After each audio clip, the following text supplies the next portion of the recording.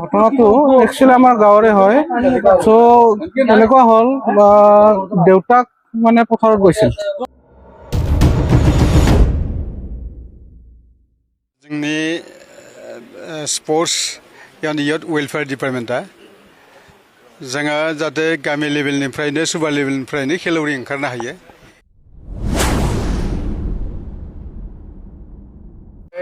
এইবিলাক দুৰাণ কাপ নালাগে। আপোনাৰ মচলপুৰত বিৰাট ডাঙৰ ডাঙৰ ক্লাব আছে, ইহঁতকে আমি উঠাই লৈ যাম। দুৰাণ কাপৰ প্ৰয়োজন নাই।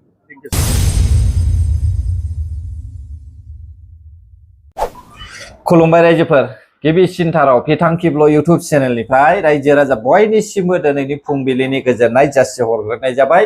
स' रायजोफोर, दिनैबो आं नोंसोरजोंहाय सावरायलायनो थाखाय माखासे सोमोनांथाव, माखासे दुखुनांथाव जोंनि बर'फोरनि गेजेरावहाय जानाय जाथायफोरनि सायावहाय जों सावरायलायनोहाय आङो दिनै भिडिअखौ लानानै फैनाय जादों।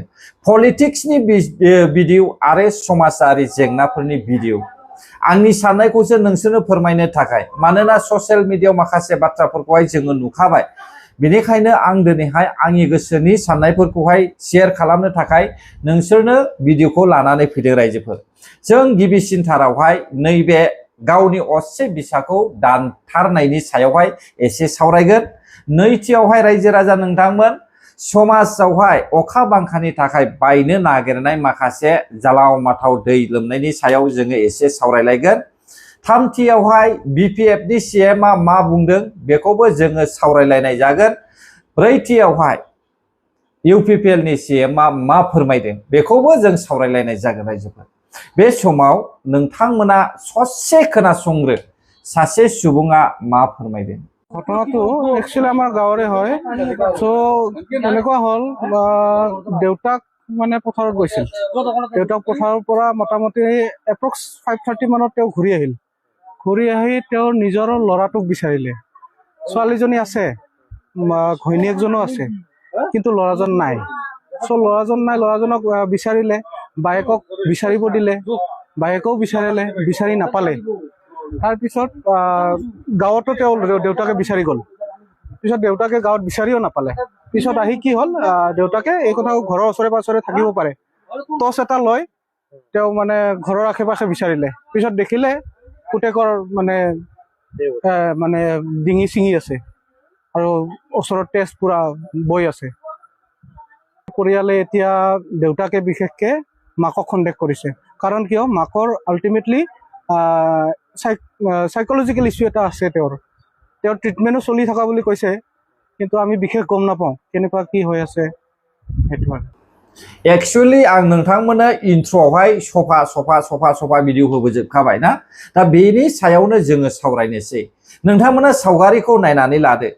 गावनो जोनोम होदों, गावनो बुथारदों। यानिकि गाव जोनोम होनाय गायनाय फिथाइखौ आङो जागोन होननायनि जाहैबाय आरो, मिथिबायना? इसेबां नायगार मारै गोदोना दानस'खो हा रायजोफोर। मा जामारदों जोंनि बिटिआरआवहाय, बर'फोरनि समाजावहाय मा सुनि हाबदों? सानसेबो गोजोन गैया, सानसेबो जाथाय जायै गैया। जाथायानो जाथाय, जोबनो गैयै जाथाय।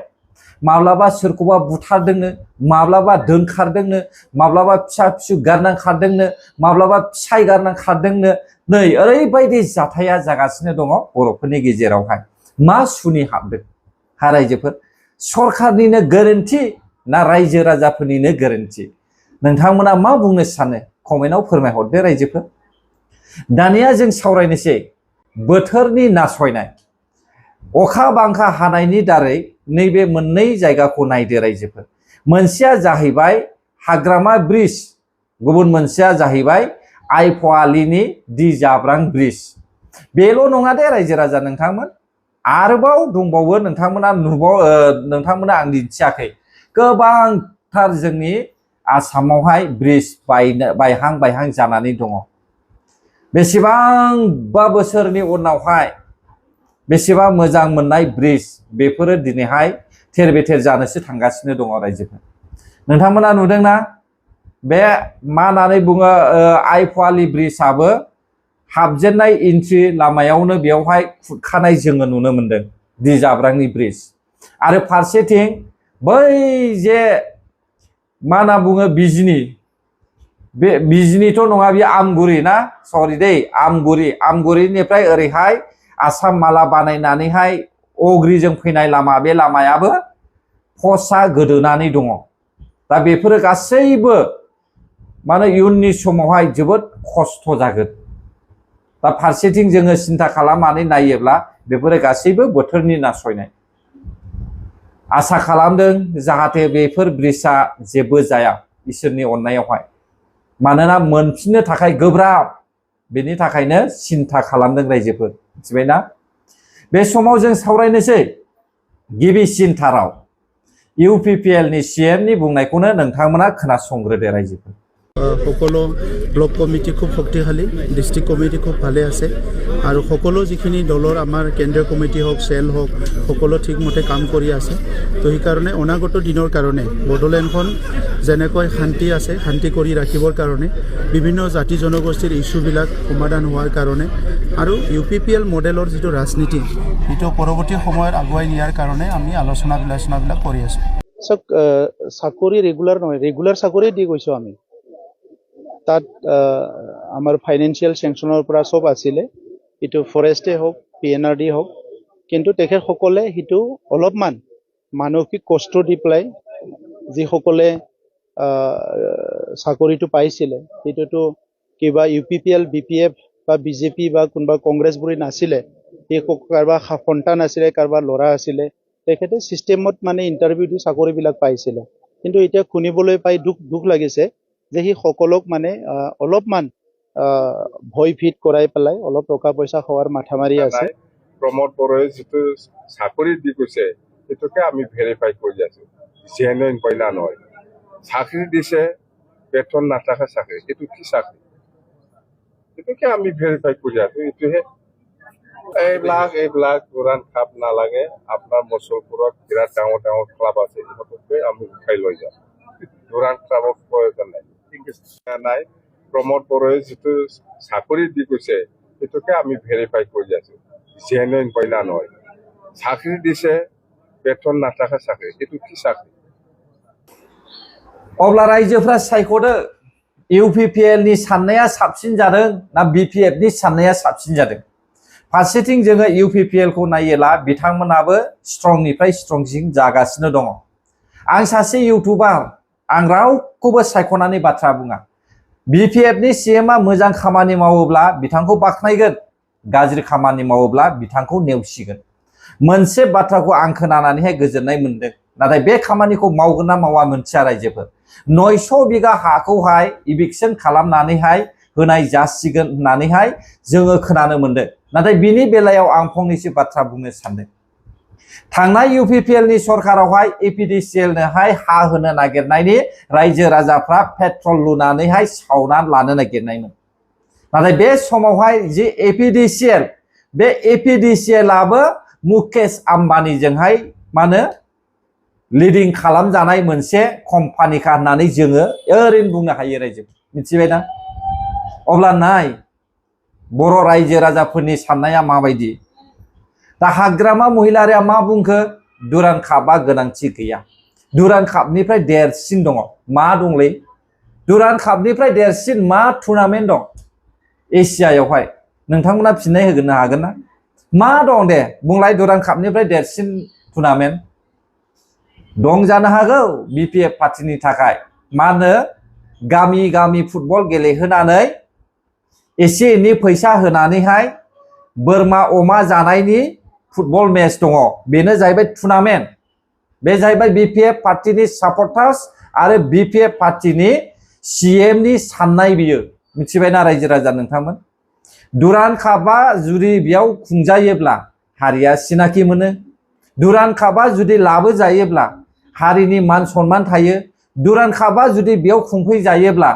हारिनि सोरबा सासे लाइमोन सेंग्राया नेशनेलावहाय फुटबल गेलेनो थाखाय सुबिदा मोनो अब्ला हाग्रामा महिलारिया माबायदि खर'नि मानसि जाखो नोंथांमोना बुंदो रायजोफोर फारसेथिं बुंबाय बड'लेण्ड नाङा जोङो माबा मोनसे बानायना होब्लानो जायो फारसेथिं बुंबाय दुरान काप नाङा माबायदि CM जाखो बर' रायजो राजाफोरनि आं आसरितसो मोनबाय बुंनायफ्राखौनो ना दा फारसेथिं UPPL नि CM आ बुंबाय UPPL नि CM आ फोरमायदों जे फरेस्टआवहाय साख्रि थिसननानै गालांनायफोरनोहाय मा होनो लिगेलि थिसनदों नाथाय फारसेथिं हाग्रामा महिलारिया बुंदों जे बियो लिगेल नङा इलिगेल बेखौ मा होनो सार्भे खालामगासिनो दङ नायबिजिरगासिनो दङ बेसेबां समसिम नायबिजिरगोन BPF नि CM आ 9 माससिमहालागै नायबिजिरगासिनो दङ दाबो नायबिजिरगासिनो दङ बेसेबांसिम नायबिजिरगोन काउन्सिल इलेक्शनसिम रायजो राजा नोंथांमोन बाथ्राया जाहैबाय बे UPPL नि सोनानै गालांनाय साख्रिया इलिगेल नंखाया बेनि थाखायनो बिसोरो दिहुननोबो हायाखै हयथ' सानदों जानांगौ BPF नि CM आ फैसा देख'नानै जागोन नारसिननानैब्लाबो फैसा देख'नानै जागोन ना बेनिखायनो बे प्लान पलिसिखौहाय BPF नि CM आ बुंगासिनो दङ आरो फारसेथिं आं खोनानो मोनदों BPF पार्टिनिफ्रायनो IBS आवहाय दरखास्त होनानै दोननाय मा होनो एप्लाइ खालामनानै होखानाय बिथांमोनाबो फैसा मोनाखैनो 10,000 रां दे रायजो राजा नोंथांमोन IBS नि थाखाय 10,000 रां होदोंमोन बिसोरो दान मोनथाम मोनब्रैनि सिगां माखासे पस्ट एप्लाइ खालामनायनि थाखाय बिथांमोना होदोंमोन ना दा जों खोनानाय बायदिब्ला BPF नि मानसिफ्रानो मोनाखै अब्ला नायदो थगायसुला होननानै बुङोब्ला BPF आवनो जोबथाबाय रायजो राजा नोंथांमोन आं मालाबाबो BPF खौ सोंखारिया जागौमोन नाथाय बिथाङा डाइरेक्ट बुंबाय बड'लेण्डबो नाङा दुरान्ड कापबो नाङा अब्ला मा नांगौ हाग्रामा महिलारिनोलाय हा रायजो राजा नोंथांमोन UPPL पार्टिया मावगासिनो दङ खामानिखौहाय गुदियावहाय मावगासिनो दङ 125th एमेन्डमेन्ट बिल बेखौहाय बर'नि BPF सापर्टार्स नोंथांमोना मानो जाजानो बादों जाहोना मा 40थानिफ्राय 60था समस्ति बांनायनि बाथ्रा दङ दा बेखौ बांजानो मानो बाखो नैबेखौसो आङो सिन्था खालामदों रायजोफोर आसरित मोनदों आं BPF नि सापर्टार्सफोरखौहाय मानो बांजानो बाखो 40थानिफ्राय 60था मानो बांजानो बाखो फारसेथिं गुबुन हारिया बर' हारिनोहाय बड'लेण्ड होनो गोसो गैया बर'नि सिङाव थानानै जानो गोसो गैया बर'नोहाय बड'लेण्ड जाहोनो गोसो गैया